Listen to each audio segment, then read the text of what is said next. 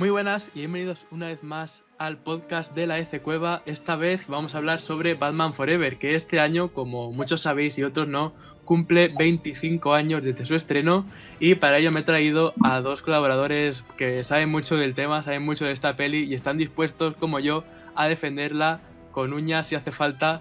Primero tengo a Jorge Clown Primes, que como ya sabéis es un habitual del podcast. Hola, Jorge. Bueno, pues aquí estamos con un tema del que tenía muchísimas ganas de hablar y como bien decías, han pasado ya 25 años, pero mira, yo me acuerdo perfectamente de aquel año y de todo lo que rodea el estreno, ¿no? Fue una época muy, muy especial para mí. Y que sí. Y por otro lado tenemos a Moisés del programa Memory Card, en el que también hablan de cine y también le da espacio a los videojuegos. Y tanto él y como su colega pues saben un montonazo del tema. Y vamos, que les deis una oportunidad también cuando salga, que enseguida también lo tendréis por Twitter, lo buscaréis y seguro que lo encontráis. Hola, Moisés. Nada, hola, buenas y bienvenido. Gracias por invitarme. Creo que esta oportunidad no quería yo pasarla y no sé, es como... Estoy un poco nervioso, tengo que decirlo, Sí. porque llevaba muchos años queriendo hablar de Batman Forever y es como la película tabú, ¿no? De la que nunca puedo hablar con nadie porque automáticamente todo el mundo me dice, pero si es malísima la película, olvídate ya de ella. ¿No ves lo mala que es? Y claro, cuando me lo comentaste, mira, ¿qué te parecería hablar de Batman Forever? Digo, pues ya mismo, ya estoy aquí hablando de esta pedazo de película, por lo menos película fetiche, entre comillas, ¿no? Y nada, Di que encantado, sí, di que gracias, sí. ¿eh? De nada, hombre, nosotros encantados de tenerte aquí. Y bueno, y qué decir, ¿no? De lo que tú decías.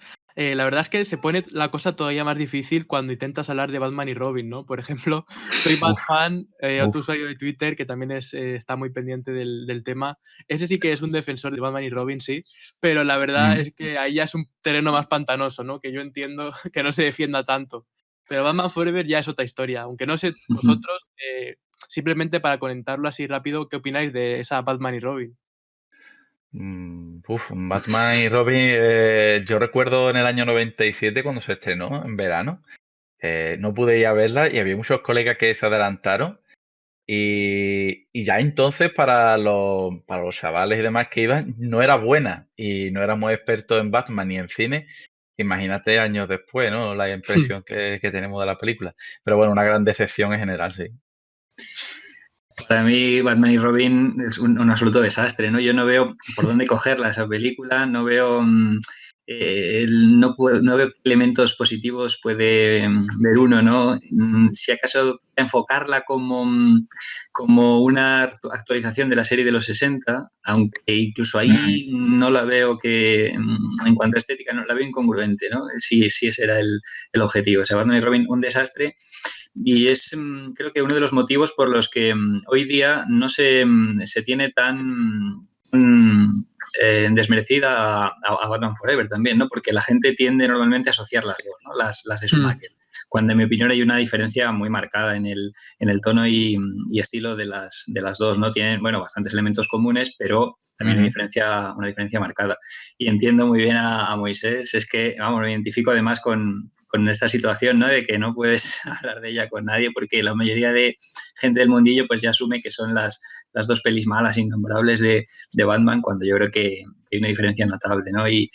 Pero bueno, yo creo que es el placer culpable de muchos, Batman Forever, ¿no? Yo, entonces, y mira, aquí en Twitter pues he encontrado mucha gente que defiende la peli y me ha sorprendido gratamente que hay muchos más de los que yo pensaba que les ocurre como a mí, ¿no? Como aquí a Oscar, que aquí sí surgió un poquillo la idea, ¿no? De hacer un podcast de Batman Forever. Digo, sí, sí. Esto... Pensábamos que éramos pocos, pero al final, vamos, se ha sumado un montón de gente al tema de defender la peli, porque sí, por un lado es un poco el placer culpable, pero por otro lado, como que es más bien duramente criticada, ¿no? Para lo que es, o sea, que ni de coña pienso que es un placer culpable, que de hecho es una buena peli, pero precisamente por motivos como el que decías de que se asocia demasiado a Batman y Robin, principalmente porque es del mismo director, pues ahí es cuando ya empieza a ser duramente criticada y desde luego que no se lo Mm. merece.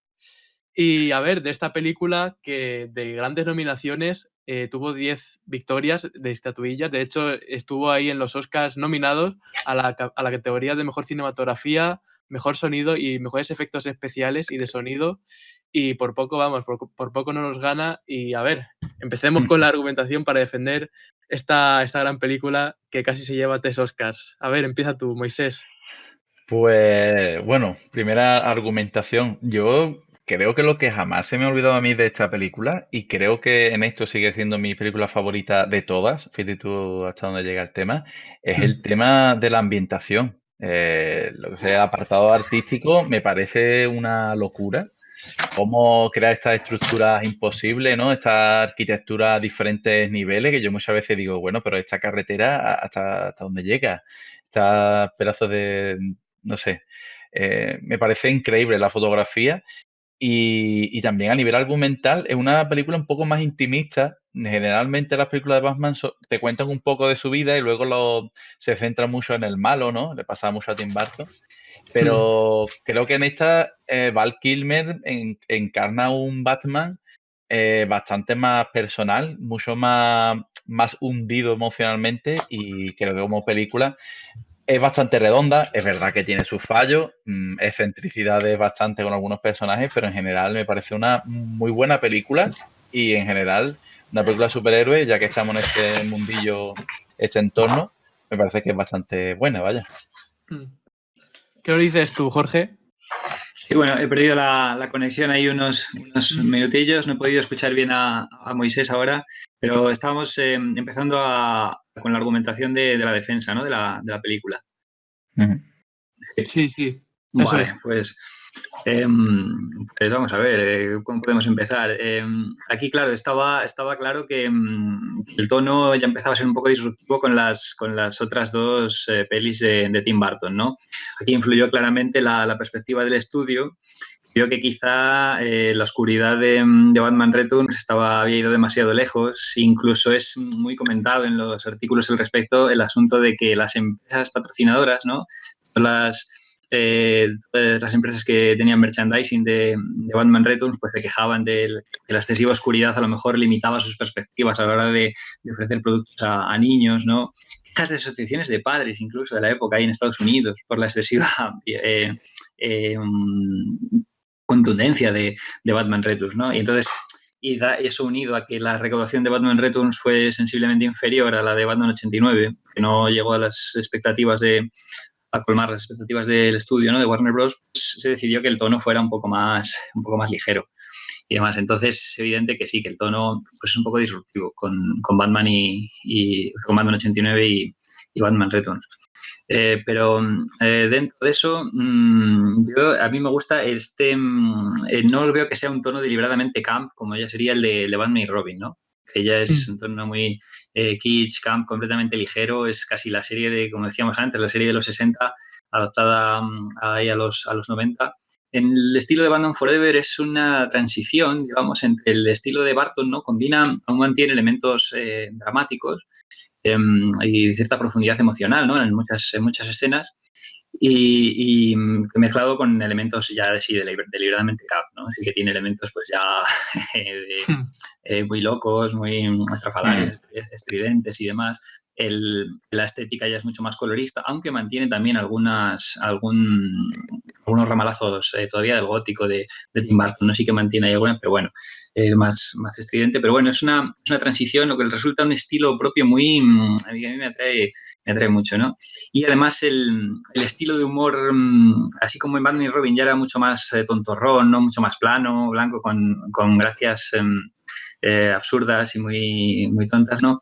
Aquí, claro, define mucho el que te guste la peli o no si conectas con el humor de Jim Carrey, ¿no? No sé si te gusta el frenetismo, lo desatado de Jim Carrey, yo creo que es difícil que no te vaya a gustar la peli o menos parte de la peli, ¿no? Entonces, si combinando los elementos dramáticos que los tiene, ¿no? Y escenas de cierta profundidad emocional, sobre todo en las que se explora la psique de Bruce Wayne, ¿no? Ahí con el tema de de Chase Meridian ahí intentando explorar la psique, afrontar sus traumas y tal. Si combinas eso con el frenetismo de Jim Carrey y conectas con Jim Carrey, yo creo que la peli se convierte en un festival de diversión y en un producto muy, muy válido, ¿no?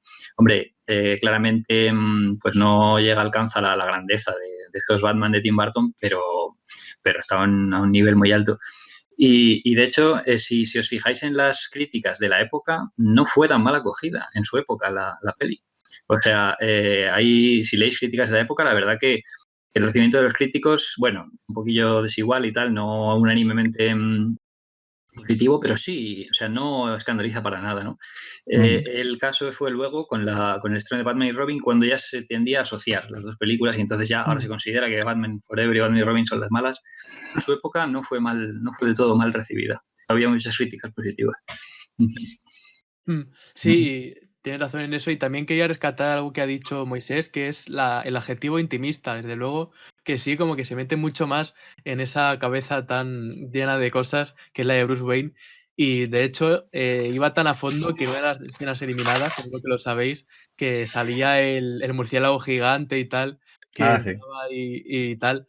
La verdad es que teniendo en cuenta lo que decía Jorge, lo de que no querían que se fuera demasiado de oscura, se entiende, ¿no? Por qué recortaron esta escena, pero desde luego que para la tónica que llevaba la película, creo que dejarla no había sido tan malo e incluso le hubiera dotado de mucho más significado, ¿no? A todos esos problemas o decisiones que está intentando tomar Bruce Wayne con respecto a su vida y esa retrospectiva, ¿no? De su pasado para seguir siendo Batman o saber más bien por dónde tirar. Ujú. La verdad es que yo estoy de acuerdo. Hay un aspecto bastante curioso de esta película y es que cuando se llegó a contratar a Joel Schumacher, una de las cláusulas que le hicieron firmar comentaba un poco esto que estabais comentando antes, ¿no? El tema de la oscuridad profunda, que estaban hartos ya de decirle a Tim Burton que no. De hecho, McDonald's fue uno de los primeros que le dijeron a ellos que les suponía un grave problema hacer muñecos en sus menús para los niños, porque en el Happy Meal no pueden incluir, por ejemplo, a un personaje tan cruento como el pingüino, ¿no? Entonces a Joel Schumacher le dijeron, oye, mira, entre las características que tiene que tener la película tiene que ser más luminosa, tiene que ser más ligera y sobre todo algo que parece una tontería, pero es que Batman tiene que ser protagonista, tiene que tener más minutos que el resto de los enemigos, porque no sé si recordáis que en las anteriores prácticamente Batman tenía menos minutos, por ejemplo, que Pingüino, que Catwoman. Y entonces, pues eso mermaba bastante la imagen del personaje. Le exigieron también el tema de que la película fuera un poco más, ¿cómo diría yo? Más coral, ¿no? En el sentido de que apareciesen más personajes. De ahí también viene un poco el tema de Robin, ¿no? Y que por cierto ya Tim Burton lo quiso incluir anteriormente, pero bueno, en esta ocasión a Schumacher se le obligó a meter a más personajes, a que todo fuera un poco más llevadero y sobre todo eso, ya decimos, lo de que sea más luminoso, personajes no tan oscuros y bueno, en general el resultado para mí fue bastante positivo.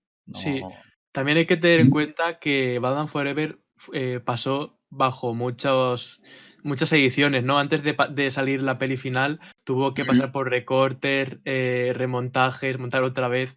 De hecho, era bastante más oscura y al final, pues esa peli quedó en esos 2 horas, 2 minutos aproximadamente de los 2 horas 40 que decía Joel Schumacher que duraba en el corte original, ¿no?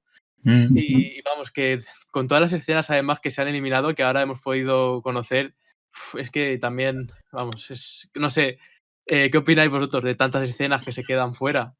Sí, vamos, es que es impresionante la cantidad de escenas que quedaron fuera, ¿no? Todo el material adicional de esta película y sobre todo, muy en especial, una concreta, ¿no? Es la de la famosa escena que llegó a salir en trailers, incluso en el vídeo musical de Seal, ¿no? Chris from a Rose, que ya hablaremos luego de la banda sonora también, ¿no? Que es otro elemento muy positivo de la peli, pues esa escena, ¿no? Esa escena es la que dotaba de, quizá era la principal escena de la peli, o sea, la subtrama en torno a la cual giraba todo el contenido emocional del personaje de Bruce Wayne, ¿no? Todo el tema de cómo afrontaba sus traumas. O sea, de hecho, muchas escenas de la peli se refieren giran en torno a esta escena que finalmente fue eliminada, lo cual al final resulta un poco delirante y tal, ¿no?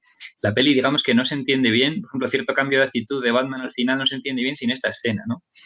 ¿Sabéis? Es la famosa escena de Bruce Wayne afrontando sus miedos en la Batcueva, sus miedos representados por ese murciélago gigante, ¿no? Eso es. Que se le acerca. Y toda la trama del libro de cuero, del famoso diario rojo, ¿no? De Thomas Wayne, de su padre, en el que había escrito todos los días de la vida de Bruce.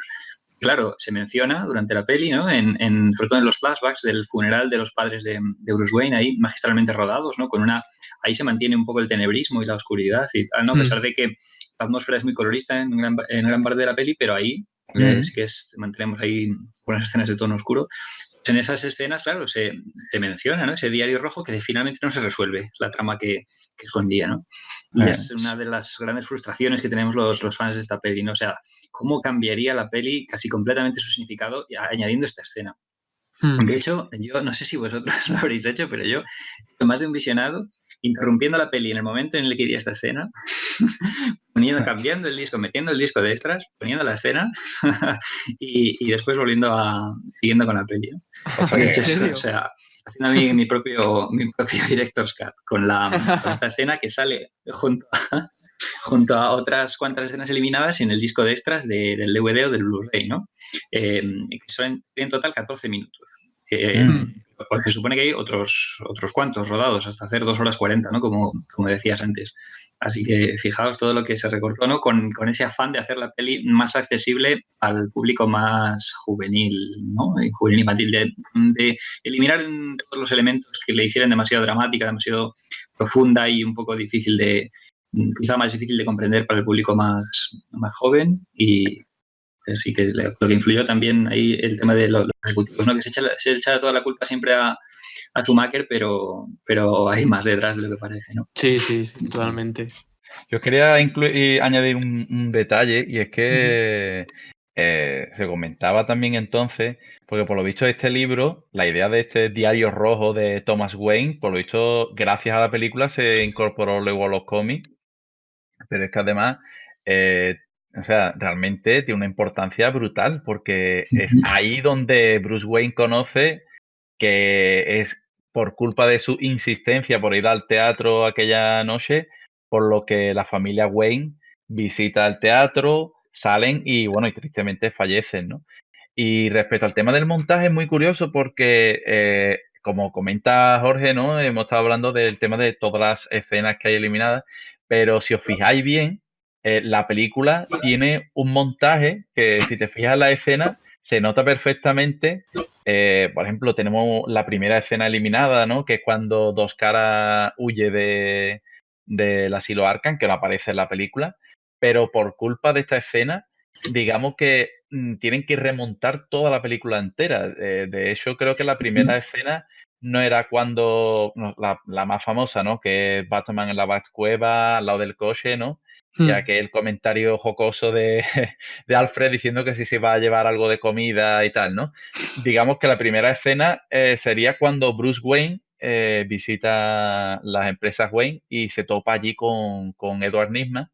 Y es entonces cuando vemos que aparece la back señal, ¿no? Pues esa back señal, digamos que encajaría con el inicio de la película. O sea, digamos que él se lanzaría por ahí, se pondría el traje e iría a buscar, digamos, iría al banco de Gotham a buscar a Dos Caras. Pero el problema de este remontaje que tuvo la película es que prácticamente el montador y Joel Schumacher tuvieron que ingeniársela de manera insospechadas para poder hacer que todo encajara.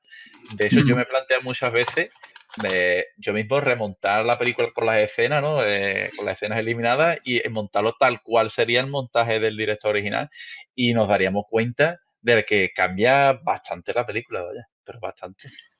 Totalmente. Sí. Es que es así como dices, ¿no? Es el montaje original de la peli comenzaba con esta escena eliminada de la huida de 2 caras de Arkham. Por cierto, una escena con una ambientación ahí sí que oscura y incluso gótica, ¿no? Hay muy tenebrosa la ambientación de esta escena, que entroncaría más fácilmente con el Batman de Tim Burton, ¿no? Y sería una transición más suave con ese Batman. Y de hecho, el papel del Dr. Barton está un poquillo basado es un pequeño homenaje a Tim Burton, ¿no? Porque tiene el mismo aspecto con el pelo largo ahí un poco desaliñado y tal, como llevaba Tim Burton. ¿No? Por la época, pues claro, quedó muy reducido, ¿no? Solo sale al final, en la otra escena de Arkham, ¿no? Porque toda esa escena fue eliminada.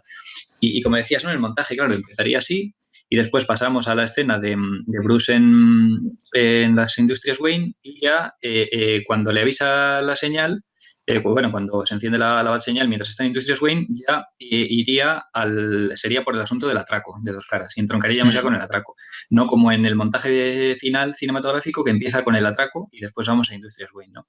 Y claro, en el montaje final, cuando aparece la señal, es esta llamada fallida de que es Chase Meridian, ¿no? Quien ha encendido la señal y bueno, hay un encuentro allí, después se va, dice falsa alarma, tal. Falsa alarma, ¿estás seguro? Bueno, todo eso, ¿no? Y entonces ahí y se invertiría el orden. De hecho, esa escena de la supuesta de la falsa alarma de Chase Meridian, en el montaje original iba después del circo, después de contar el origen de Robin, ¿no? Y de hecho, en la frase en la que hace referencia a 2 caras, Chase, ahí la haría en referencia a 2 caras en el circo, ¿no? Dice, he observado algo especial de 2 caras anoche en el circo, le decía en el montaje original. Y claro, cuando ya se tuvo que cambiar el montaje, pues ya le hace referencia al atraco. Porque claro, ahí el montaje del cine no ha ocurrido todavía no ha ocurrido la escena del circo, ¿no? Es un poco, sí, es enrevesado ahí como tuvieron que remontar la película. Sí, vamos, totalmente. Es que si nos ponemos con las escenas de eliminadas o modificadas, no paramos, ¿eh? De hecho, por decirlo así, hasta el final era diferente y tenían otro en mente y se grabó, de hecho, pero al final se tuvo que cambiar. Sí, ese es uno de los que parte de ese final sí que vienen, las escenas eliminadas del disco de extras, ¿no? Del Sí, Blu-ray, que es... Sí, además es especialmente reseñable porque hace una referencia a Batman 89, ¿no? Porque también es una escena, hace un homenaje ahí a la escena en la que Vicky Bale, ¿no? El personaje interpretado por Kim Basinger, en Batman 89, se mete en la limusina con Alfred y mantiene una pequeña conversación. Aquí ocurre de forma similar, ¿no? Que Chase Meridian, el personaje de Nicole Kidman, pues mete en el coche y le pregunta a Alfred si acabará alguna vez, ¿no? Y le dice, le contesta a Alfred que no en esta vida. O sea que el paralelismo con Batman 89 habría estado bonito ahí incluir. Sí. Y es curioso porque muchas de estas escenas sí que acabaron en el cómic adaptación, que de hecho fue de Dennis O'Neil, que vamos a ver, es un tipo que también sabe mucho de Batman, desde luego, y él fue de hecho el autor, junto a otros, claro, por supuesto, de esa adaptación de cómic. ¿Habéis llegado a leerla? Bueno, tengo una historia muy curiosa con este cómic y es que resulta que una vez fui a echar gasolina al coche, fíjate tú que tendrá que ver la historia, y entonces había una cestita que vendían pack de cómics y resulta que compré uno, ¿vale? Y resulta que entre los 2 cómics que había venía este cómic de Batman Forever. Fíjate tú, yo pegué un salto de alegría como diciendo, ostras, ¿esto qué es? Y empecé a leerlo. Digo, pues la verdad que está muy bien captado en la esencia de la película y es lo que comenta. Hay escenas que no están terminadas de contar, que en el cómic están bastante bien cerradas. Sí, aparecen y luego también se hizo una novelización y creo que también sale en algunas. Sí. Y ya te digo que la verdad es que el cómic está muy bien dibujado, los colores, eso sí, los colores bastante contundentes, chillones, pero bien, la verdad es que es un cómic bastante chulo, es recomendable, además liviano, muy ligero de leer, ¿eh? Sí, es bastante cortito, por así decirlo. Y bueno, y tú, Moisés, como hemos hablado antes de empezar, también eres muy fan de los videojuegos y tal, y ahora para que nos contases un poco sobre el videojuego que salió de Batman Forever, así un poco como curiosidad. Madre mía, el videojuego de Batman Forever. Pues el recuerdo que yo le tengo a este juego, yo creo que es una de las conversaciones que más hemos mantenido de lo poco que me permiten hablar de Batman Forever con mis amigos es de aquel videojuego. Y era bastante curioso, ¿no? Como hemos comentado muchas veces, la captura de movimiento que tenía, porque ya por aquel entonces empezaba un poco a sonar los cantos de sirena con el tema del 3D, no sé qué. Y Batman Forever creo que fue de los primeros juegos de Batman en que ya había un intento de recreación, ¿no? Realista, ¿no? Sí, con los movimientos, al estilo un poco Mortal Kombat. Y he de decir que es curioso porque la película es bastante luminosa y colorida, pero el juego no tiene absolutamente nada que ver.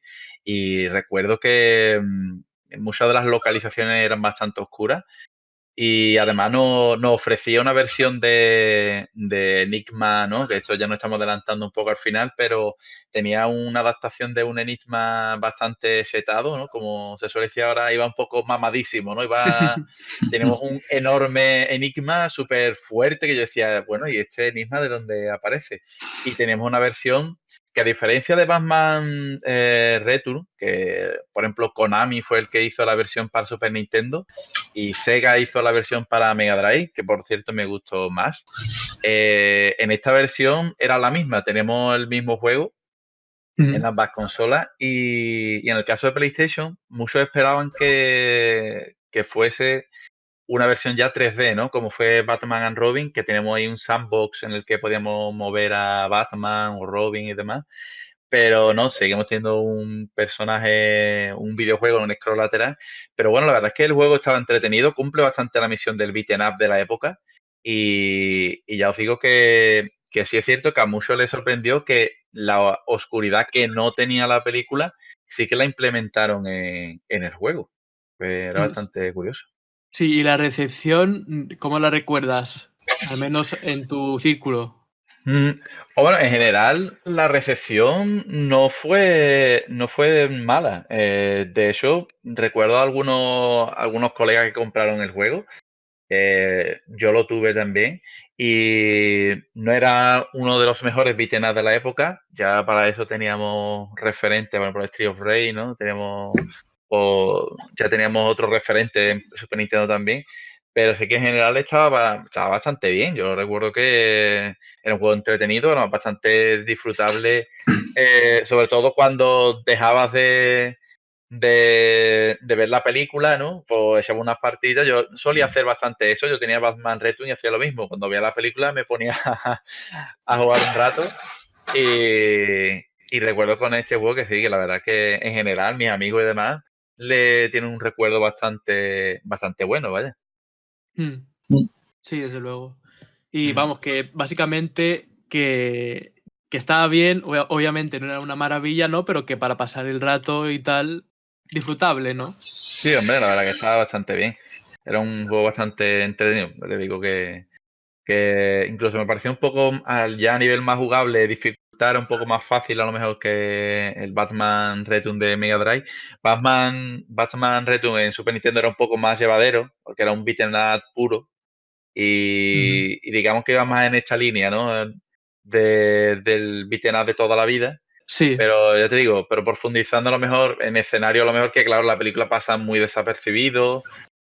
Tenemos, por ejemplo, la cárcel, ¿no? Que por ejemplo en la película no aparece en ningún momento, pero tenemos como estancias nuevas que no aparecen en la película y luego tenemos, bueno, pues algunos momentos memorables incluso como ya te digo, la lucha final con Enigma, aunque ya te digo que no me esperaba yo un Enigma tan fuerte, vaya, sí, tan sí. grande. No me lo Bueno, y esperaba. si queréis ahora ya pasamos al tema de las curiosidades, porque esta peli, bueno, entre escenas eliminadas, posibles castings y etcétera, da para rato.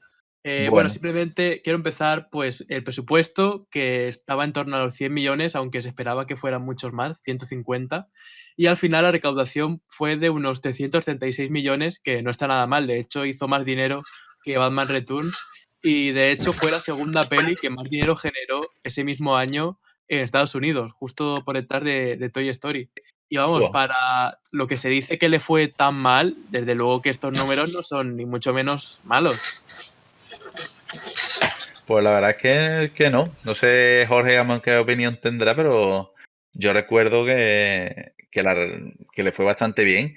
Y de hecho la inversión inicial que hicieron fue bastante gorda en general. Sí, contrataron a U2 y así para la banda sonora. Y yo recuerdo que el videoclip de la canción era King from a Rose, me parece Kiss from a Rose, ¿no? Mm, Sí, Eh, la verdad es que el videoclip tuvo mucho tirón y bueno, en general tuvo una sensación bastante positiva y es como o sea, habéis comentado al principio. Yo creo que las críticas llegaron luego con Batman and Robin. No sé, Jorge a lo mejor en su momento cómo vivió aquel momento, no sé. a ver si tenemos a Jorge o Ah, está teniendo problemas otra vez. eh, Jorge, menos mal que esto no es en A directo. ver, ahora os oigo. Ahora, Jorge. Sí, bueno, chicos, pediros disculpas porque estoy teniendo hoy problemas con el audio. No sé exactamente qué pasa, si es la conexión, es el equipo, no lo sé. Pero bueno, ahí está. Vale, ahora te tenemos bien, a ver. sí, Guay. perfecto.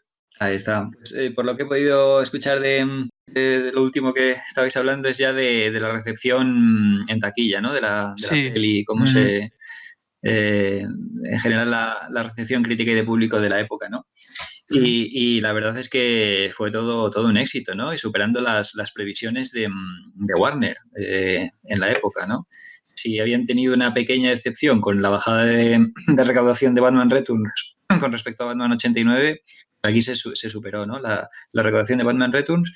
Y yo resumiría el éxito de taquilla de esta peli en un dato muy importante en la época. Y es que fue en el momento de su estreno, en el fin de semana de su estreno, fue el fin de semana de mayor recaudación de la historia de una peli, ¿no? En Buah. su época, que eso cogió por sorpresa a todos vamos, a todo el mundo, ¿no? Y lo primero a la propia Warner. Por eso quizás se dieron tanta prisa en adjudicar el proyecto de la siguiente peli de Batman a Joel Schumacher, ¿no? De hecho, ya solo se tardaron 2 años en la siguiente, ¿no? Que hasta ahora habían sido cada 3 años, había ocurrido un estreno cada 3 años y ya Batman y Robin fue en 97, ¿no? 2 años Ujú. después de Batman Forever. O sea, sobre un presupuesto de 100 millones, tenemos la recaudación mundial de 300, casi 350, ¿no? Que para eso la es. Mm. época pues, era una de las mayores. Y en Estados Unidos fue si miramos los rankings, en 1995 figura como la segunda peli más vista, ¿no? Por detrás de Toy Story. O sea que fijaos en la recepción del Sí, público de sí, la época, ¿no? Fue todo un éxito Mm. comercial totalmente. indiscutible. O sea, Mm. quizá por eso Warner se vino demasiado arriba y después ya decidió tirar directamente por la ligereza, ¿no? Y el tono colorido y demás con Batman y Robin. Quizá a lo mejor un poco hizo morir de éxito a la franquicia de Batman, ¿no? El éxito inesperado de Batman Forever para la Mm. época. Desde luego.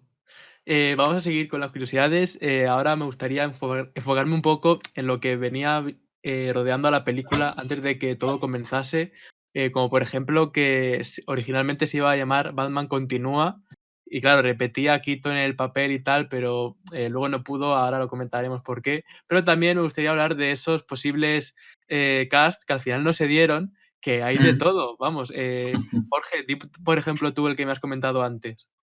Sí, bueno, el casting de Robin, o sea, eso fue una competición salvaje de todos los jóvenes talentos, ¿no? De la época por hacerse con el papel, porque sabían que les iba a dar un nivel de fama importante, ¿no? Que iba a ser una proyección importante para su carrera, fue muy disputado.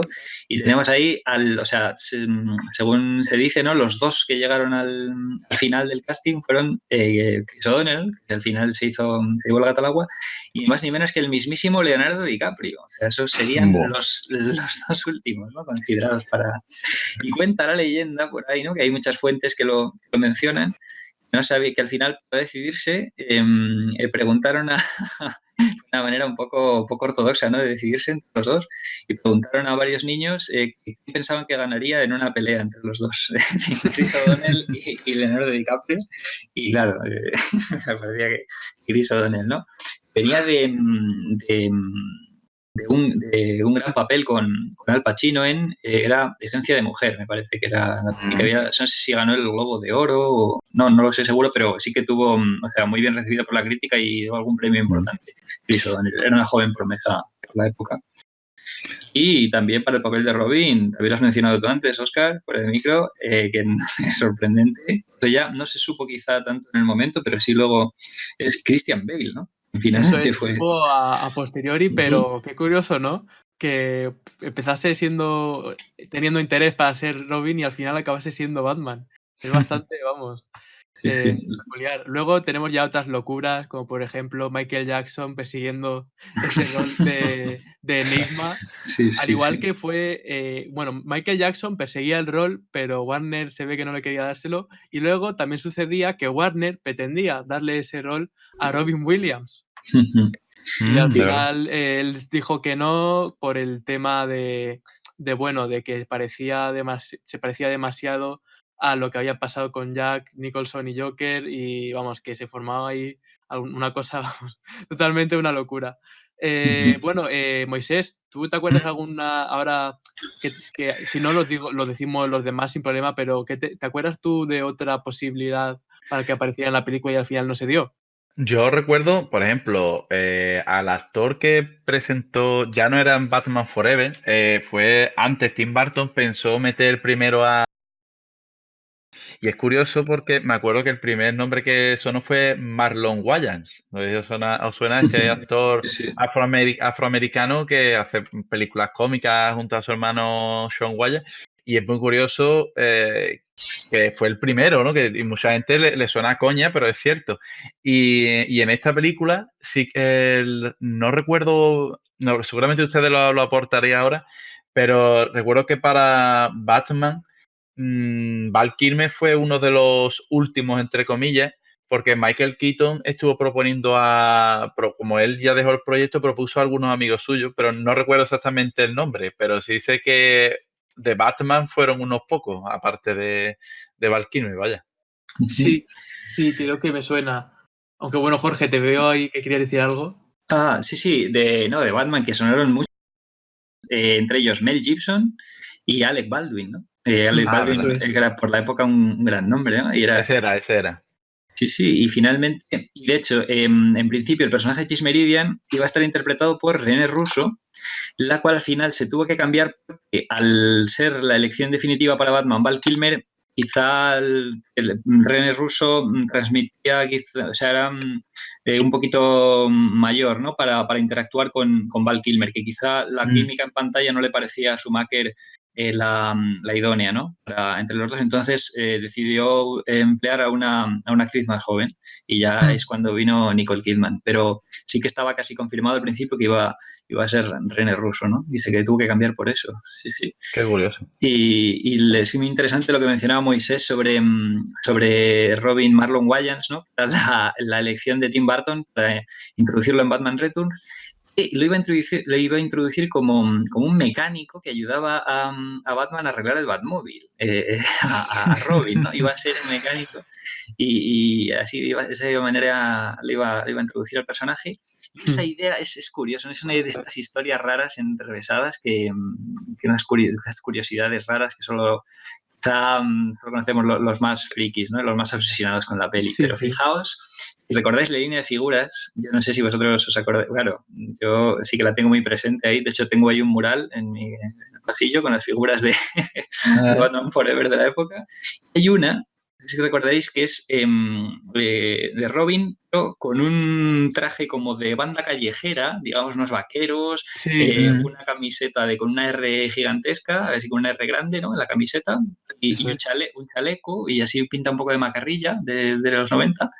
Y claro, eso se basa en el concepto de mecánico, como iba a introducir Tim Burton a Robin en Batman Returns. Y eso se recicló para hacer una figura de acción. O sea, fijaos lo enrevesado de todas estas curiosidades, ¿no? Y se hizo una figura con el aspecto así de mecánico, con ese pinta banda callejera, pero ya con el aspecto de Chris O'Donnell. Muy curioso. Sí, vamos, es que tiene todo. De hecho, decía su nombre, Alec Baldwin, y no solo es que también intentó ser Batman en esta peli, sino que su hermano, William Baldwin, también perseguía el rol de Batman para esta película junto a otros actores, como por ejemplo Ethan Hawke, Tom Hanks, Kurt Russell, incluso Johnny Depp. Madre mía. O sea, aquí había una locura, vamos.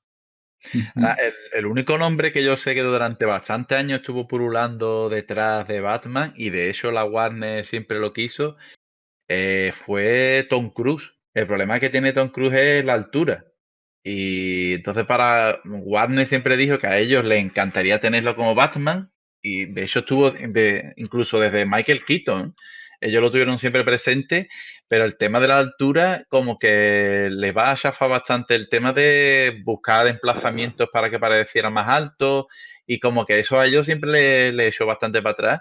Y en esta película dice que volvieron a contactar con él a ver cómo lo podían hacer, pero que va, no, el tema de la altura no dejó a Tom Cruise ser un Batman, a lo mejor un gran Batman, quizás. ¿Quién sabe? Es curioso porque tampoco Michael Keaton no era tampoco precisamente demasiado alto, ¿no? O sea, también se criticaba antes de que, claro, de que se estrenara la peli y todo el mundo quedara fascinado, ¿no?, con su interpretación. También hay mucha queja, ¿no?, a ese respecto, de que no daba la talla física para ser Batman, ¿no? Y también se critica el aspecto de la altura. De hecho, en Batman 89, ¿no?, se sabe que llevaba alzas en los zapatos en las escenas que tenía que rodar junto a Kim Basinger, ¿no? En el primer plano, ahí en la Batcueva, por ejemplo, ¿no? Y ahí llevaba alzas para ser un poquillo más. Así que mira, y luego con Tom Cruise, claro, Tom Cruise quizás sería un poquillo más bajo todavía un poquito más bajo quizás. que Michael Keaton, claro. Ahí está. Y el pobre Val, el pobre Val tuvo que pasar unas cuantas cosas. Pero bueno, también hay muchas curiosidades, porque como que era tan pesado su traje que perdió algún que otro kilo durante las escenas de acción, porque entre el ejercicio que hacía y el peso del traje, al final, vamos, acabó casi que un poco delgadillo y todo. Acabó Y hay odiando. otra cosa que no sé si sabíais, perdón que os corte, pero él recibió el aviso de que era el nuevo Batman cuando estaba literalmente en una cueva de murciélagos en África, qué grande. preparándose para otra película, que era El fantasma y la oscuridad. Me parece que es así. Y vamos, que él, cuando recibió la noticia no quería ni leer el guión, dijo, sí, yo quiero ser Batman. ¡Pum! Eso es. Sí, eso siempre es comentado, ¿no?, cuando se habla del tema, que supuso para él como un presagio, ¿no? El estar en un momento en una cueva con murciélagos, ¿no? Que estaba buscando localizaciones para esa que estaba rodando. Aceptó de forma instantánea, claro, pero como haría cualquiera, ¿no? A veces la gente que quiere atacar a la peli un poquillo, pues dice, fija, es que, claro, Val Kilmer aceptó sin ni siquiera leer el guión, o sea, que no está implicado con la visión de Schumacher en el proyecto, pero bueno, muchos actores aceptarían el papel de ser Batman sin dudar, ¿no? En aquella época era pues un papel muy codiciado, que iba a dar una gran proyección al futuro, ¿no?, al actor que lo cogiera y demás. Sí. Yo creo que además hay perdona. No, termina, Moisés, tranquilo. Iba a hacer un comentario, que es que tenemos que tener en cuenta que el efecto que tuvo Batman en la carrera, por ejemplo, de Michael Keaton, que era un comediante, realmente era un actor de comedia, y de hecho la imagen de Michael Keaton subió mucho gracias a este personaje. Y por aquel entonces era hacer personajes no, hasta hace unos pocos años también pasaba, el tema de hacer superhéroes como que no gustaba mucho, pero sí que es cierto que yo creo que el reflejo de lo que pasó un poco con Michael Keaton, y después que hizo varias películas, ¿no?, como Mis Dobles y Mujer y Yo, que todo también era una comedia, pero ya había más presupuesto, como que relanzó bastante la carrera de Michael Keaton. Eso hizo que otros quisieran también ese mismo papel, ¿no? No, es que en el caso de George Clooney, por ejemplo, él, su carrera es la que es hoy en gran parte gracias a Batman, ¿no? Que él lo ha mencionado recientemente en unas declaraciones. Dice, no, Batman fue uno de los papeles más importantes de mi carrera, en realidad, porque fue lo que me permitió acceder después a otros papeles, ¿no? Y quizás la diferencia con Chris O'Donnell, George Clooney apalabró sus siguientes películas cuando aún no se había estrenado Batman y Robin, ¿no? O sea, aprovechando la fama que le había otorgado ser el nuevo Batman, pero sin haber sufrido el fracaso de crítica y público de Batman y Robin. En cambio, Chris O'Donnell no había fijado sus siguientes papeles, ¿no? Todavía no tenía... Entonces, eso quizá la carrera de Chris O'Donnell fue un poco truncada después del fracaso de Batman y Robin, y en cambio la de George Clooney pues discurrió como todos sabemos, ¿no? Con todo el éxito que sabemos. Y quería comentar también de lo que ha dicho Oscar sobre Val Kilmer y el traje de Batman. Es que es también realmente curioso, ¿no? Si habéis visto los extras del DVD o Blu-ray, pues ahí sale hablando de cómo llegó a aborrecer, a odiar el traje de Batman, ¿no? Porque llegó a sufrió ahí teniendo que ponérselo, no era absolutamente incómodo. Dice que un día estaba ahí en el rodaje y entonces de repente se dio cuenta de a qué le recordaba, o sea, a qué podía asemejar el estar con el traje de Batman, ¿no? Y que se dio cuenta de que era como ser viejo, porque no podía apenas moverse, no oía bien, no podía girar la cabeza, no podía orinar siquiera, ¿no? Delante del muy bien traje. tenida esa comparación. Sí. Y es curioso, porque creo que en eso... Sí, creo que en eso están de acuerdo todos los actores de Batman. Hasta Robert Pattinson, que dijo en una entrevista que ya se había probado un traje, no dijo cuál, pero sí que era un traje de ya hecho, vamos, no el suyo propio. Y decía eso, que también que le costó muchísimo entrar en el traje y vamos, ojalá hubiera sido el traje de Batman Forever, ¿eh? En el que se hizo el test. Bueno, ¿Opináis? Christian Bale lo hizo. Christian Bale hizo el casting lo hizo con el traje de Val Kilmer. Es verdad. Eso es. De hecho, hay fotografías por ahí en las que se puede ver. También a Cillian Murphy, que finalmente obtuvo el papel de Espantapájaros, ¿no? Para Batman Begins, estuvo haciendo el casting para Batman, también en Batman Begins. Por ahí fotos también con el traje de Batman Forever. ¿Y qué opináis? ¿Qué opináis de los trajes de esta película? Porque para mí, el traje bueno, sabemos el comentario típico, cuando alguien menciona trajes de la era Schumacher, pues sale a relucir el tema de los pezones, ¿no? De la armadura. Eso es lo que todo el mundo... Pero bueno, claro, pero bueno, vamos a dejar un poco aparte lo de los pezones, que ya todos sabemos. Sí, no gustó ni a Bob Kane y lo entiendo. Claro, ahí es un tema. Bueno, ahí Schumacher tenía su justificación de que, claro, que pretendían asimilarlos a las estatuas griegas, ¿no? A esa perfecta definición del cuerpo humano que hay en las estatuas griegas, y entonces tenía que, bueno, la justificación de Schumacher. Pero para mí, en esa parte, la armadura inicial de Batman en Batman Forever, diría que es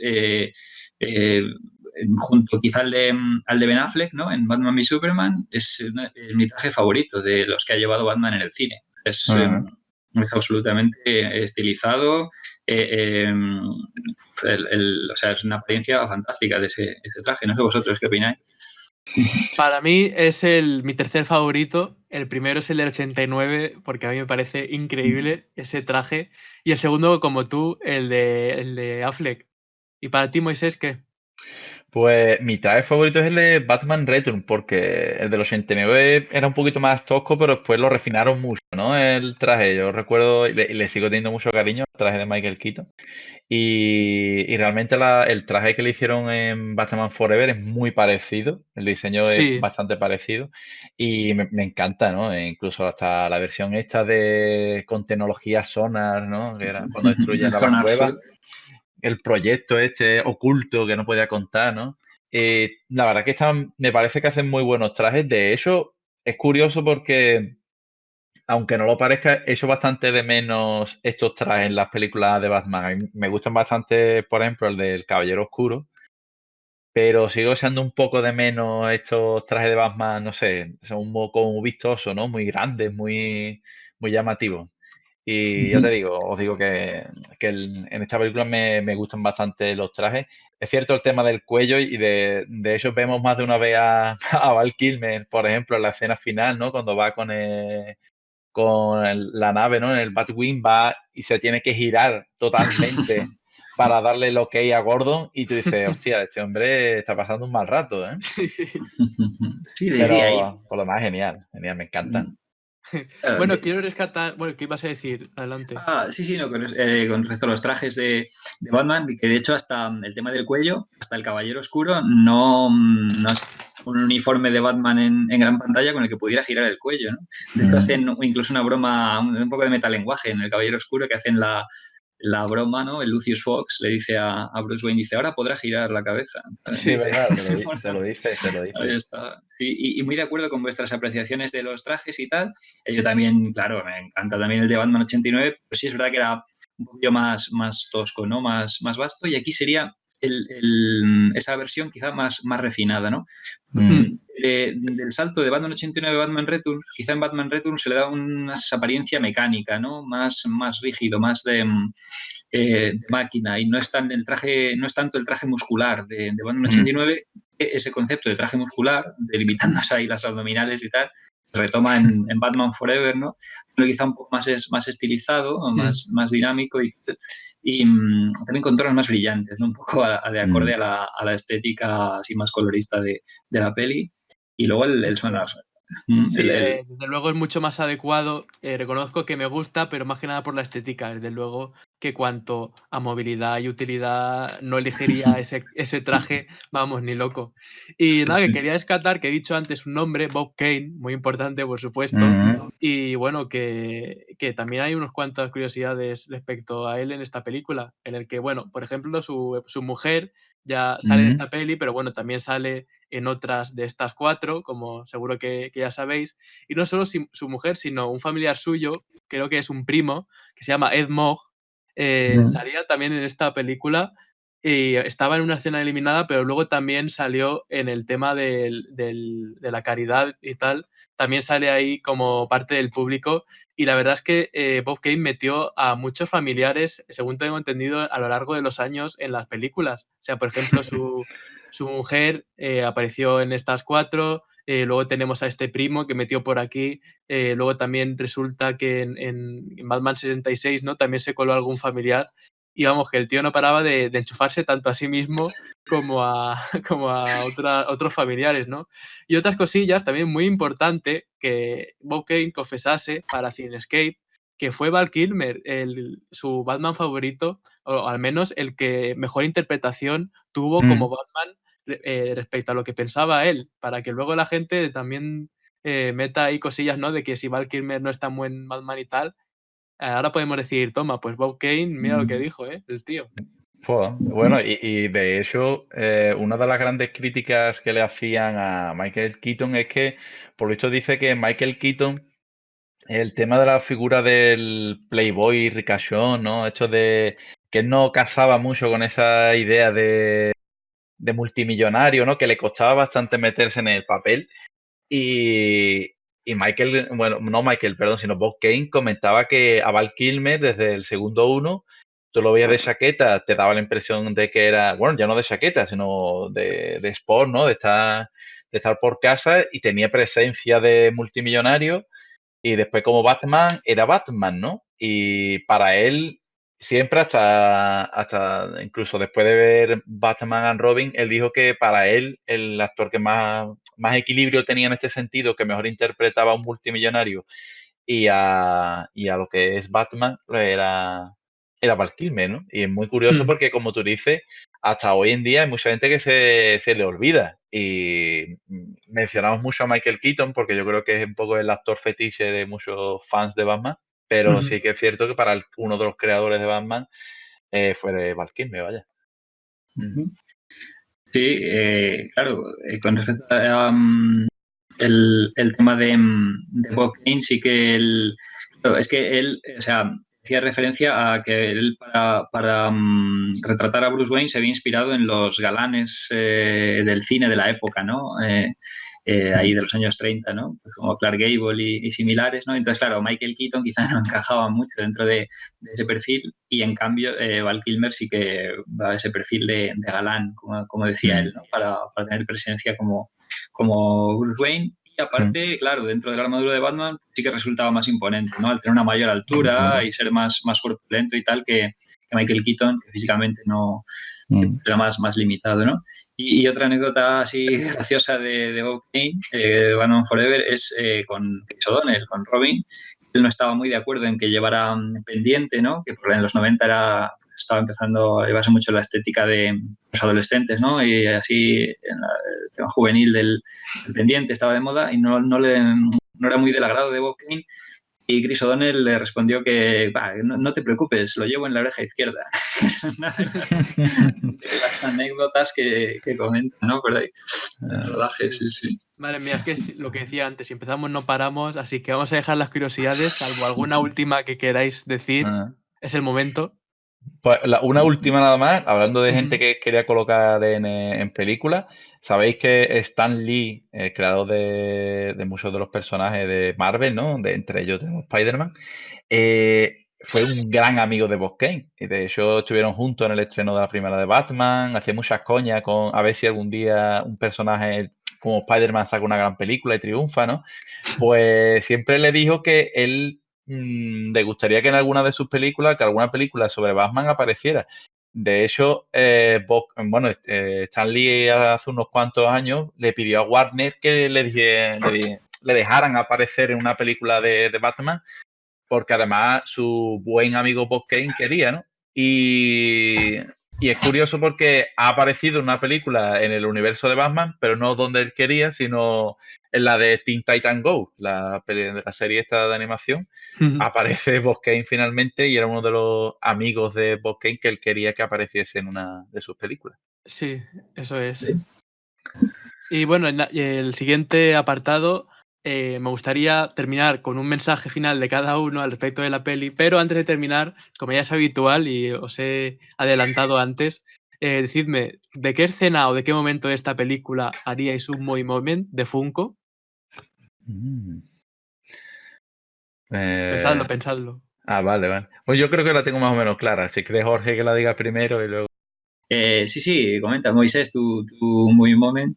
Vale, venga. Bueno, pues hay una escena que me gusta bastante y tampoco es de las más relevantes de la película, pero es el momento en el que están en el helicóptero, que está dos caras dentro del helicóptero y Batman fuera, ¿no? Ese momento cuando golpea el cristal y quiere, digamos, sacar a dos caras de... Me encanta ese momento, no sé por qué, pero me llama bastante la atención y estaría chulo ver una figura con el helicóptero, Batman desde fuera. Estaría genial, oye, con dos caras ahí. Me gustaría.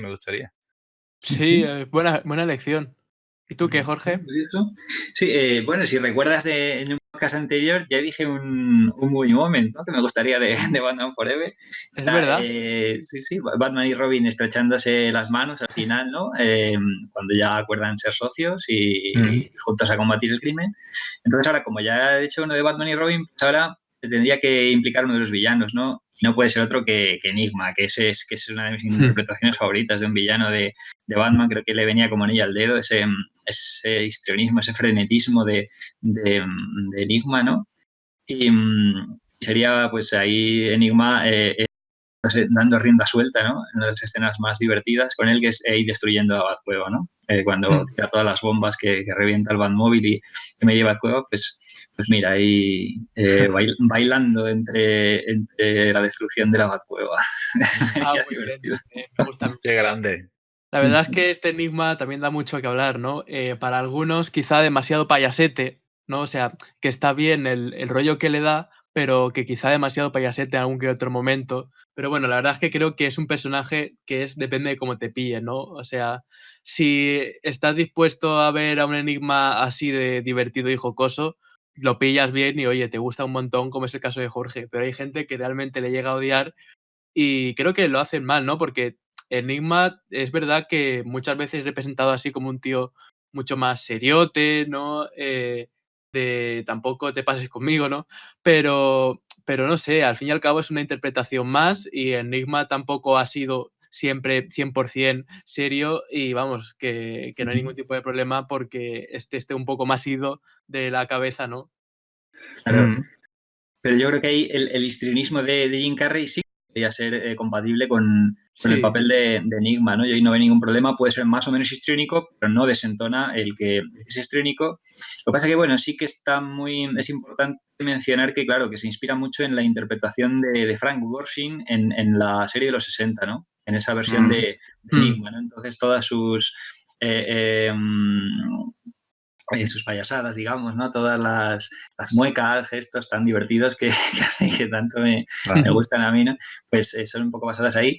En el tema de los villanos, yo creo que el problema de la película y sería sí que para mí el personaje, la actuación fallida de un personaje sería la de Dos Caras, ¿no? Que es que, claro, se llevó al mismo tipo de histrionismo que el Enigma, se intentó llevar al Tommy Lee Jones de Dos Caras, y claro, así como para el Enigma no desentona, claro, para Dos Caras pues es completamente equivocado, ¿no? El intentar adaptar al personaje en ese tono, que es todo un personaje con un fondo dramático muy, muy importante, ¿no? Entonces ahí eso sí que sería para mí el gran fallo de la peli, ¿no? La adaptación de Dos Caras. Pero con respecto a Enigma, la verdad es que, bueno, aparte de que me fascina Jim Carrey, ¿no? Que eso, la verdad que sí despierta reacciones muy extremas, o sea, en su versión variante cómica.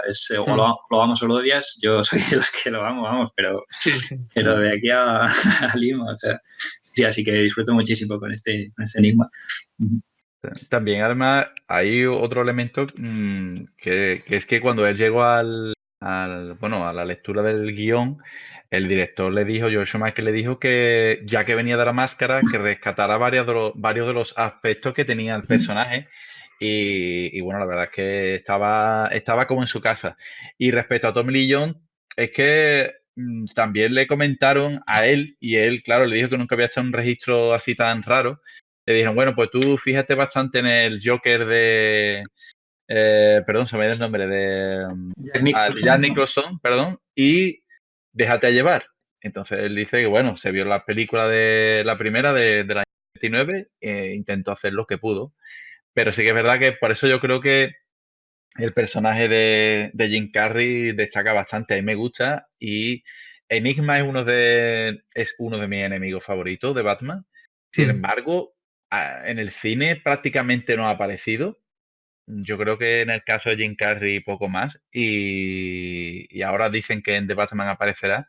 Pero es un personaje complejo porque creo que no todo el mundo sabe darle a lo mejor ese enfoque entre personaje raro, que por eso también es enigmático y a la vez está un poco loco, ¿no? No es un personaje fácil. Y a mí Jim Carrey me gusta bastante, vaya. Bueno, quiero decirte que estés tranquilo porque sí que tenemos a Riddler en The Batman y va a ser Paul Dano.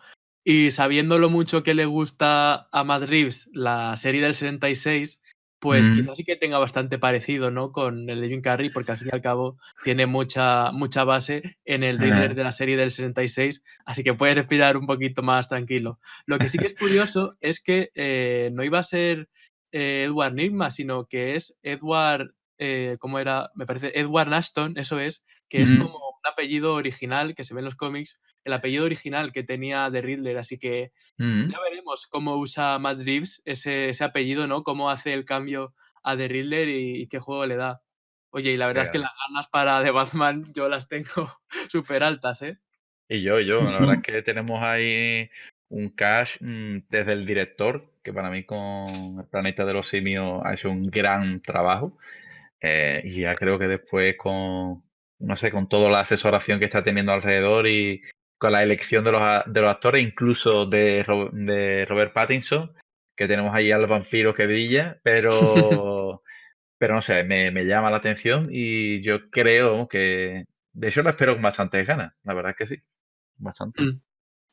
Digo, lo mismo digo, o sea, están las expectativas por las nubes, ¿no? Yo creo que el hype es máximo y durante este 2020 seguramente pues incluso podremos tener las primeras imágenes, ¿no? Vamos, casi con total seguridad del traje de Batman y de más cosillas que vayan apareciendo, ¿no? Y eso es.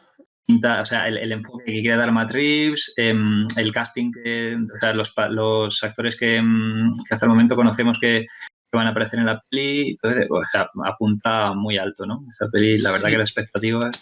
Sí, de hecho está, vamos, a semanas de empezar el rodaje y que es cuestión de tiempo que empiecen a salir las fotos, tanto filtradas como oficiales.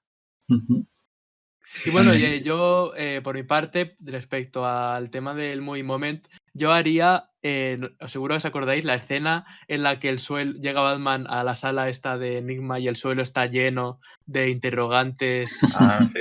Y luego además el reflejo verde le da a Batman a mí ese reflejo y toda esa sala a mí me vuelve loco y creo que ese es el momento que yo haría. Tendría que ser un poquito grande, eso sí, ¿no? Pero vamos, que tampoco tiene que ser demasiado aquí una locura. Aunque sea un cachito, a mí me vale y vamos, que a mí me encantaría eso.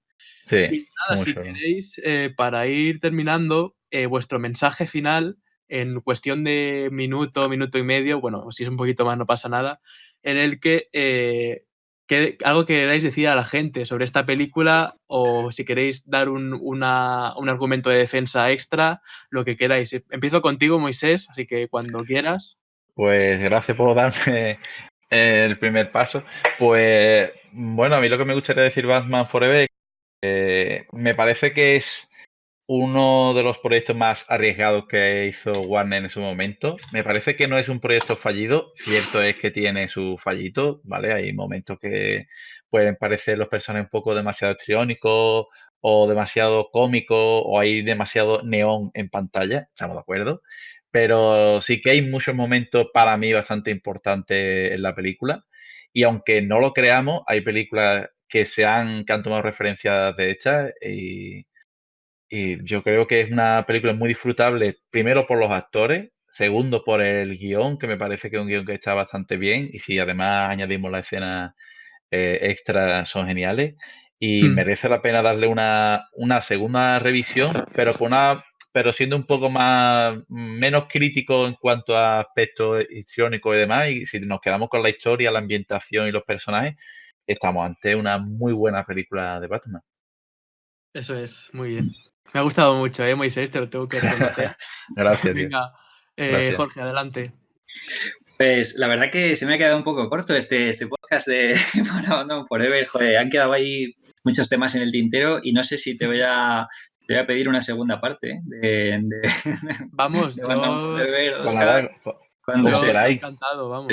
sí, sí, ahí lo podemos dejar ahí en el pendiente, ¿no? Para otra ocasión. Ahí sí, si queréis, vamos, yo encantado. Sí, este es, Y Perfecto. si quieres, bueno, si queréis, este puede ser como una primera parte, ¿no? Ujú. De este año de Batman Forever y luego podemos preparar otro para cuando ya se acerque junio, Ujú. que es el mes, el gran mes, ahí ya sacar la segunda parte, ¿no? Y definitiva y así tenerlo ya todo completo. ¿Qué os parece? Perfecto. buah, estupendo, sí señor.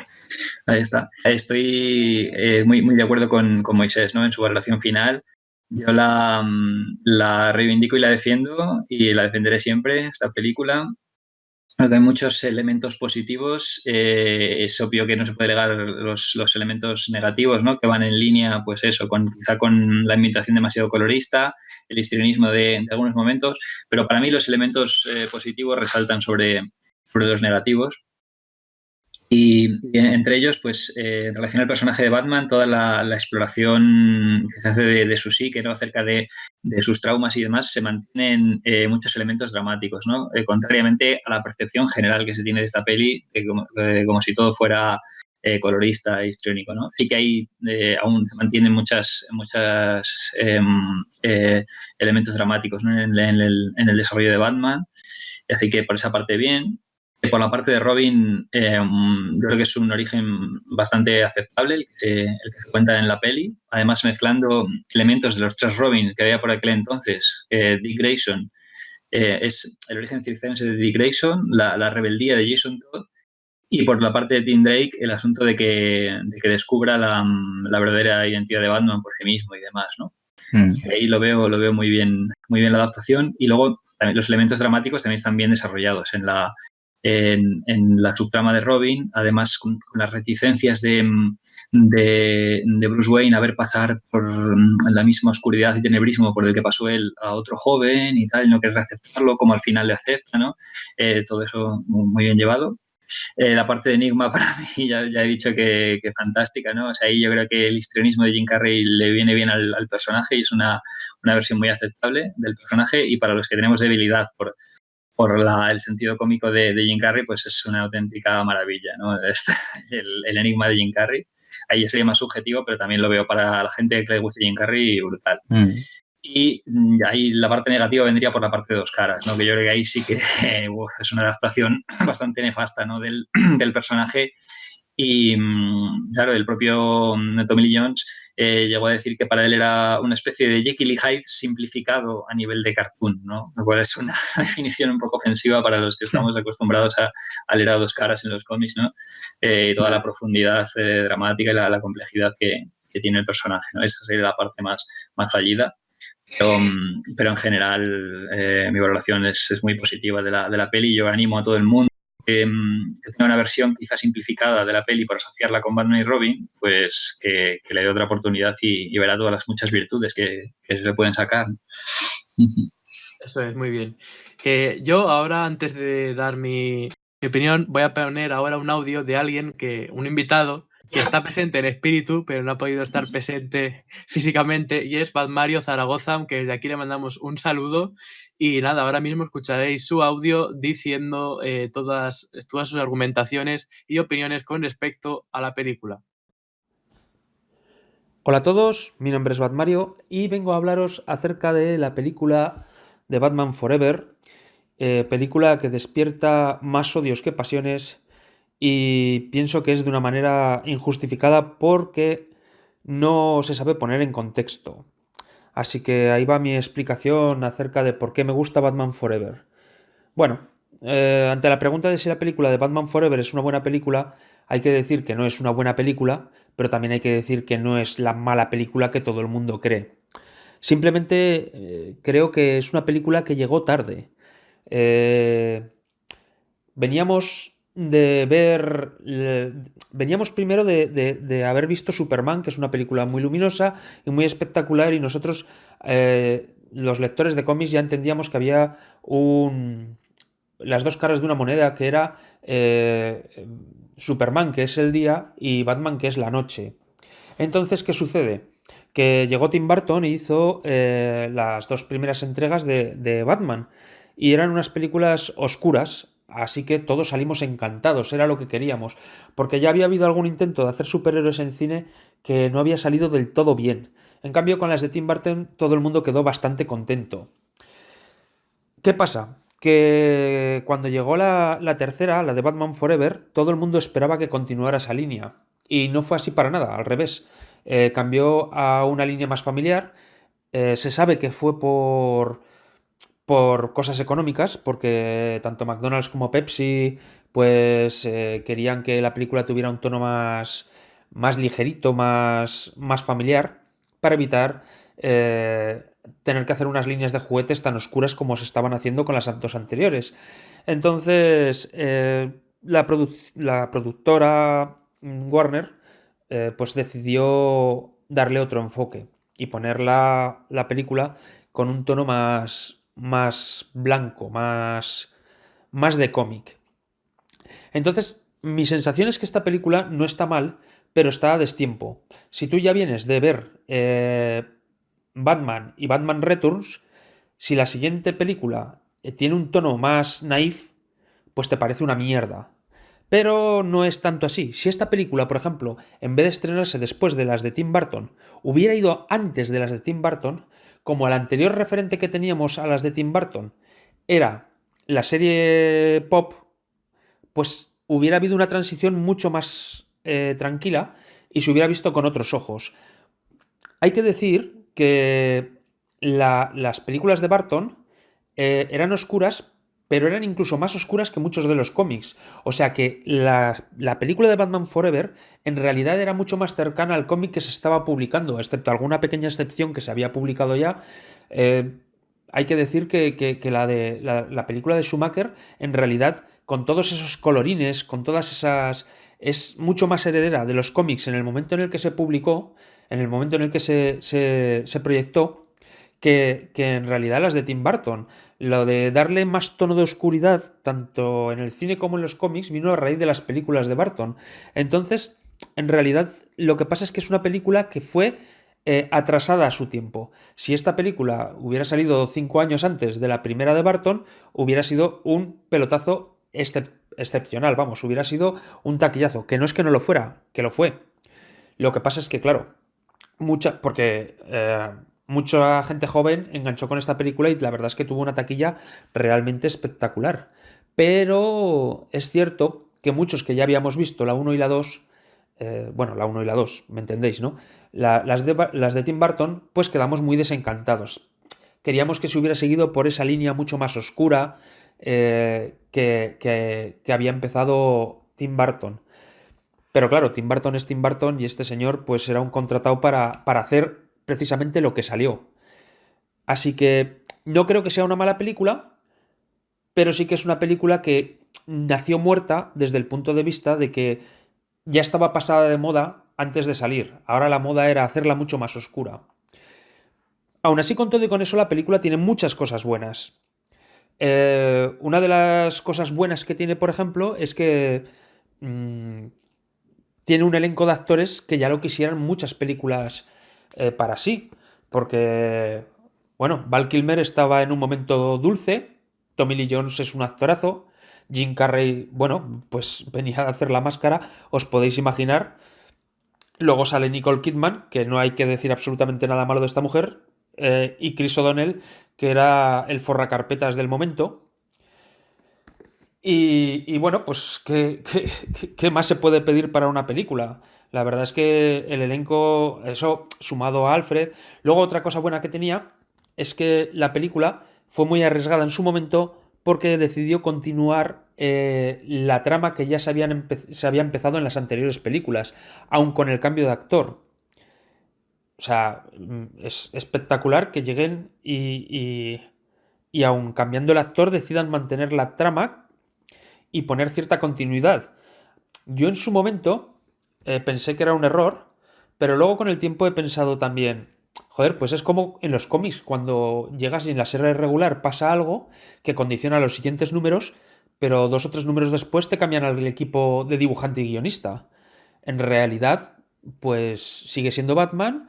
Las cosas que pasaron en las anteriores películas continúan en la línea temporal. Así que a mí en ese aspecto no me molestó. De hecho, me gustó para evitar que se encasillara un personaje, o sea, el actor en un único papel. Hubiera sido malo que Michael Keaton, hubiera sido malo para él que Michael Keaton se hubiera quedado como el Batman eterno, que como le pasó a Dan West, que luego ya no tenía posibilidades de hacer casi ningún otro papel, o como le pasó a Christopher Reeve con Superman, que después de Superman todo lo demás ya no vamos, es que era Superman. Entonces en ese aspecto me pareció bien y también me pareció bien para educar al espectador a que da igual cuántos actores diferentes haya, porque Batman no es el actor, sino que es el personaje. Y lo importante en realidad es el personaje y se le puede dar la apariencia que se le quiera dar tanto a Bruce Wayne como a Batman. Lamentablemente a lo largo del tiempo hemos descubierto que eso no se consiguió, aunque tampoco creo que fuera buscado, pero no se consiguió pues porque hoy en día pues todo el mundo tiene su Batman favorito y todos los demás que vienen detrás les parecen una mierda. Así que error, no sé si lo buscaban, pero no lo consiguieron. Luego otra cosa que me parece interesante es que en la película hay muchas cosas que están muy bien. Hay escenas que yo siempre había querido ver y allí lo vimos por primera vez, como por ejemplo la creación de Robin, que me parece espectacular que se metieran en el fregado de sacar un Robin por primera vez y ver la escena del circo, aunque esté modificada en cuanto a los cómics, pero también muchos aprendimos que cuando se hiciera una adaptación de cómic nunca iba a ser fiel al cómic. Entonces tú te leías los cómics en los que aparecía el origen de Robin y luego cuando veías la película descubrías que no tenían más que pinceladas que hacían que se pareciera ligeramente, pero que en realidad no tenía mucho que ver tampoco. Pero bueno, fue un ejercicio arriesgado que estaba bien, a mí me gusta mucho esa escena. Y, y bueno, pues cosas así son las que hacen que luego la película, pues eh, a los que somos fans de los cómics nos guste, nos guste.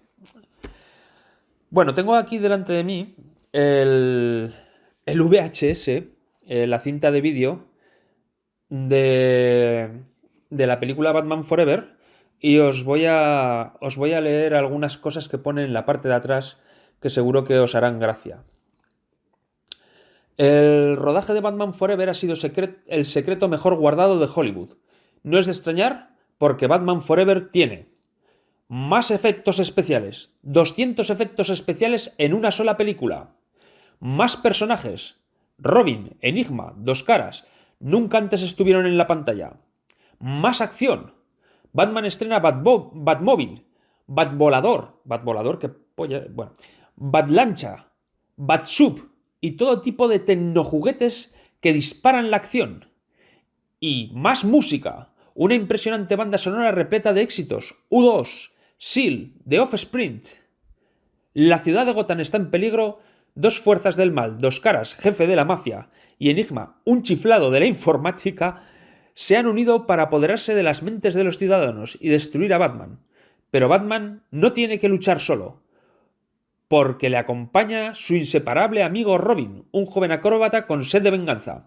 El desafío está servido y la acción será imparable. ¿Cómo se os queda el cuerpo? Tremendo, ¿no? Pues ahí está. Eso es como anunciaban la película en la parte de atrás de la cinta de VHS. Y la verdad es que no le falta razón, porque efectivamente se metieron muchísimos efectos especiales en esta película. Con el tiempo hay algunos que todavía cantan una barbaridad, que todavía no, que ahora cantan una barbaridad, pero en su momento pues eran punteros. Lo de los personajes, más personajes, pues claro, se refiere a que salen personajes nuevos que no habían salido en las anteriores. Y ya os digo que para mí es un acierto que hayan metido a Robin, porque si os paráis a pensar, tampoco hay mucho interés por meter a Robin, puesto que todo el mundo trataba de desligarse de ese personaje. Era esa época en la que preferían al Robin que estuviera muerto para dejar a Batman en solitario. Así que el hecho de que aquí en la película metieran a Robin, pues bueno, sí, es una estrategia comercial para vender más juguetes, pero oye, pues sí, ahí estuvieron yo creo acertados. Hay que decir que en su momento no me hizo ni puñetera gracia que me lo metieran, pero con el tiempo pues ves las cosas de otra manera y ya está. Lo de que estrena Batmóvil, Batlancha y todo este tipo de tecnojuguetes que dicen aquí. Bueno, pues evidentemente esto es para vender más juguetes. Esto no le cabe, no le puede sorprender a nadie porque se hizo una campaña de juguetería que es espectacular. Y efectivamente una cosa que sí que dice aquí, que es lo de la impresionante banda sonora repleta de éxitos. Pues hombre, yo he de decir que la canción de Seal, la de Kiss from a Rose, la verdad es que fue todo un acierto, es una canción que es espectacular y la verdad es que el resto de la banda sonora, pues bueno, no estaba nada mal. Además, por aquel entonces era de las primeras veces que se ponía una banda sonora al margen de lo que es el score y que se vendían las dos por separado, cada una en su... Podías comprarte lo que es la banda sonora instrumental y te podías comprar la banda sonora de canciones y la verdad es que el disco no estaba mal. Y además, y lo que comentan aquí, la verdad es que meter en un solo disco a U2, Seal y The Offspring, claro, en algún lado se tenían que dejar la millonada que costó de hacer esto. Así que, bueno, pues la película es una pena que se recuerde tan mal, pero bueno, entiendo también que hay un sector del público que se enganchó, porque claro, yo cuando vi esta película, yo ya tenía cierta edad, no era un crío. Bueno, de hecho yo, por ejemplo, esta película la vi en preestreno, porque por aquel entonces hacía una cosa que era en una emisora de radio, anunciaban que tenían pues X número de entradas para regalar y si tú ibas a la emisora de radio pues te las regalaban para que fueras al preestreno, para promocionar la película y que luego contaras tus impresiones por ahí a la gente. Bueno, ya sabéis lo que es promocionar una película. El caso está en que yo fui uno de los que fue al preestreno y cuando salí un poco flipando. Pero a lo que quería comentaros, Pues que eso, que cuando fuimos a ver la película, la verdad es que flipamos un poco porque dijimos, ¿pero esto qué es? Pero claro, es lo que os digo, yo ya tenía cierta edad. Entiendo que hay mucha gente que esta fue su primera película de Batman. Yo soy muy... creo firmemente que cuando tú pillas algo por primera vez, ese algo, si te impacta para toda la vida. Entonces, es muy probable que mucha gente, muchos chavales de aquella época, que vieron su primera película de Batman, siendo la de Batman Forever, pues se quedaran alucinados porque en realidad la película es una película de aventuras que está relativamente bien, aunque tiene un guión que es un poco bueno, pero mira, oye, es lo que salió de aquel cúmulo de problemas que fue el rodaje, porque Keaton no quiso hacer el papel, al cambio de director, luego Val Kilmer era un tocapelotas en el rodaje, Jim Carrey y Tommy Lee Jones se llevaban a matar, más Tommy Lee Jones con Jim Carrey que Jim Carrey con Tommy Lee Jones. Pero dentro de lo que tal, pues bueno, pues el chaval que entra al cine y ve esa película, si siendo un chaval no flipa, pues bueno, es que no es un chaval, vamos, es que le falta un algo. Porque la verdad es que la película, pues tiene lo que tiene que tener una película orientada para un público más infantil, que son aventuras, cosas espectaculares, y bueno, marcó el camino para lo que luego vendría más tarde, que es la otra película de Schumacher, y que, bueno, como os digo, las dos hicieron un taquillazo, las dos recaudaron una barbaridad. Hoy en día estas películas se consideran por mucha gente basura, pero lo cierto es que en taquilla funcionaron espectacularmente bien. Entonces, ¿no? Funcionaron de una manera excepcional. Así que no se pueden considerar ningún tipo de fracaso. Lo que pasa es que los que éramos fans de los cómics, pues lo que os digo, ya veníamos un poco pues mosqueados con el hecho de que la película hubiera cambiado tanto el tono. Momento de la película que más me gusta.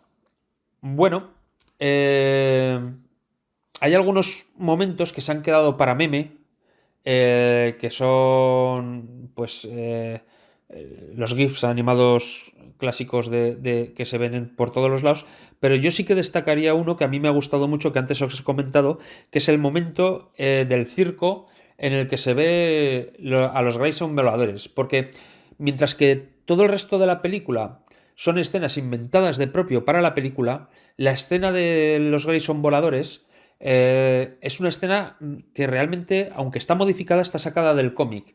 Y eso me hizo mucha gracia y mucha ilusión de ver, porque era una cosa que rápidamente, a golpe de vista, la reconocías. Decías, esto sí que lo he leído yo en un TVO. Porque, por ejemplo, tanto en la primera de Tim Burton como en la segunda, no había ninguna escena que estuviera especialmente ligada a los cómics. Sí, la apariencia de Batman, el cómo entraba en los sitios, que si tenía un Batmóvil, todo ese tipo de cosas sí. Pero esto es muy específico, el hecho de que al contar el origen bueno, bien, vale, la muerte de los padres, porque es origen. Entonces, la muerte de los padres me refiero de Bruce Wayne. Pero claro, es origen. Entonces, eso había que meterlo. Bueno, ya lo han metido 400.000 veces. Que los dejen descansar en paz, que no vuelvan a matarlos ya otra vez más, por favor. Pero la de Robin, el hecho de que se viera todo el asunto del circo, pues la verdad es que sí que me gustó muchísimo. Así que bueno, pues esto es lo que os puedo comentar de la película. La verdad es que con el tiempo es una película que he sabido apreciar. Ya os digo que en su momento me mosqueó muchísimo, pero entiendo que pasado el tiempo, pues al final acabas mirando las cosas con otro prisma y, y te tomas las cosas de otra manera y aprendes a ver las cosas que son buenas. Entonces, simplemente mm, daros las gracias por permitirme participar y recordar a la gente que, que en la portada del VHS Pat Collins decía: fabulosa, el mayor espectáculo de 1995. Que ahí es nada, 1995. Bueno, muchachos, muchas gracias y nos vemos en otra. Hasta luego. Bueno, pues esto es lo que ha dicho Bad Mario. Espero que os haya gustado su opinión también. Y nada, pues yo para concluir, la verdad es que con todo lo que han dicho estos señores, yo poco más puedo decir, ¿no? Que sí, que es verdad que el Dos Caras, pues bueno, peca demasiado de intentar ser un poco una imitación de The Riddler, pero bueno, que aún así es una película muy buena, que la cinematografía está muy bien cuidada y vamos, que esa nominación al Oscar, una pena que no la consiguiera, ¿no? Pero que desde luego era muy merecida que se hubiera llevado. Y en fin, que es una película completa que tiene de todo, hay momentos para todo, de hecho, y que hay que darle una oportunidad siempre. Ahora seguro que hay gente que la ha visto de hace mucho tiempo, ¿no? Y dice, no, es que yo cuando la vi no le gustó, pero creo que ahora también es un buen momento en este año, ¿no? Para darle una segunda oportunidad, no ponerse tan críticos, intentar disfrutar de una película sin tener ese sentimiento negativo y además, pues, por supuesto, tener un poco de fe y de paciencia y además ver un poco los extras, ¿no? Como estaba diciendo todo el rato, que desde luego esas escenas y luego los comentarios de los actores, pues ya te resuelven unas cuantas cosas y te dan ideas que a lo mejor te hacen apreciar o valorar más muchos aspectos de esta película. Y bueno, le llevo un poco la contraria a Tim Burton, que decía que Batman Forever era un poco un título de película que se pone, por ejemplo, a un tatuaje cuando estás borracho o drogado, ¿no? O el típico título que pone un niño en la agenda de su colegio, ¿no? Y lo dijo Madre así mía. tal cual. A mí es un título que me gusta y que además, conforme termina la peli, vamos, es que tiene todo el sentido del mundo y aunque Eso es. de primeras a lo mejor dices, bueno, ¿de qué era esto, no? Pero luego cuando ya has visto la peli, termina y ya está más que claro de por qué se llama Batman Forever, ¿no? Es Y que es un sí, aspecto adelante. sublime de la peli, el porqué del título, ¿no? De Batman Forever. Hace referencia a ese final en el que asume su dualidad interna como Batman y Bruce Wayne, ¿no? Que eran como dos personalidades que estaban en pugna en su interior y al final, cuando supera, digamos, el trauma, que eso claro, entroncaría con la famosa escena eliminada de la cueva, pero cuando supera ese trauma, por fin puede decir eso de soy Bruce Wayne y también Batman, no porque tenga que serlo, previamente que asumía su misión de Batman como un castigo, como una penitencia por la culpabilidad que asumía por la muerte de sus padres. Soy Bruce Wayne y también Batman, no porque tenga que serlo, ahora es porque elijo serlo, ¿no? Entonces de ahí es el forever, ¿no? Ahora ya es por siempre, porque una vez superado el trauma, ella voy a ser Batman por siempre y asumo esas dos personalidades, ¿no? Es que ahí, claro, es muy importante lo que comentamos al principio de la escena eliminada, que es la que joder, daría todo el sentido a eso, ¿no? Que al final, en la versión final sí que queda un poco cojo eso de y además, aparte de su cambio de opinión con respecto al tema de Robin, de no aceptar a Robin en su misión y finalmente sí quererlo como socio, ¿no? Y aceptarlo con toda... Claro, eso entronca con el tema de la escena en que por fin asume su misión como Batman como algo positivo, cuando antes era algo negativo porque partía de una culpabilidad de una autoculpabilidad que no había asumido, ¿no? Cuando ya descubre que... Es que es fabuloso. La escena eliminada del diario de Thomas Wayne es tremenda, ¿no? Es muy chula. Sí, de pequeño interiorizó que gran parte de la culpa del asesinato de sus padres era suya, porque él insistió en querer ir a verla, ir al cine esa noche, ¿no? Y por eso salieron y enterró su culpa. Entonces, la metáfora de enterrar su culpa es que entierra el diario en la arena, debajo de la cueva, y cuando ya de mayor redescubre ese diario y asume toda la profundidad de su trauma, entonces ya está listo para superar sus miedos, ¿no? Que de pequeño le avasallaron, de pequeño el murciélago le hizo retroceder. Y ahora se posiciona firme delante del murciélago, ese murciélago gigante que representa toda su autoculpabilidad y sus traumas, ¿no? Y ahora se puede posicionar delante de él y hacerle frente y afrontarse. Es que el nivel de metáfora y de simbolismo de esa escena es brutal, ¿no? Es muy frustrante que la eliminaran, ¿no? Lo que da sentido al final, lo de que soy Bruce Wayne, no porque tenga que, y también Batman, no porque tenga que serlo, sino porque elijo serlo, y lo que al final entroncaría con el título, con Batman Forever. Ahí se cierra muy bien el círculo. Joder, tío, es que lo has explicado de putísima madre. O Perfecto, sea, ¿no? solo de Madre oírte mía. decirlo además, ¿no? La frase, se han puesto los pelos de punta. Sí, la verdad. Qué Es grande. que Sí. Perdona si he sido un poco pesado con esta reflexión, pero es que tenía muchas ganas. No, es que de vamos, decirla. además estoy yendo a Moisés y creo que ha resumido perfectamente todo Madre eso, mía. ¿eh? Perfecto, vamos, además que la emoción que sentimos la ha expresado él perfectamente, vamos. Sí, Muy vamos, grande, muy grande. categoría. Y bueno, Ujú. pues hasta aquí ha llegado este episodio del podcast del que estoy muy contento de haber hecho, ¿no? Y parece que vosotros también. Y espero que os Bastante. guste mucho y a los que no teníais tan buena opinión de la película, pues después de escuchar todo esto os animéis, le deis otra oportunidad y vamos, todo esto que hemos ido comentando. ¿Alguna última cosilla que decir, chicos? Pues por mi parte, primero agradeceros enormemente la invitación. Yo creo que vamos, se me ha pasado el tiempo volando. Sí, sí. Que podéis contar conmigo para una segunda parte y que bueno, que Batman Forever, que sea Forever, de verdad, y que no dejemos que se olvide. Eso es, bien dicho. ¿Tú, Jorge? Pues nada, darte las gracias una vez más por la oportunidad de participar y tenía muchísimas ganas de poder hacer un podcast sobre este tema, sobre esta película, Batman Forever.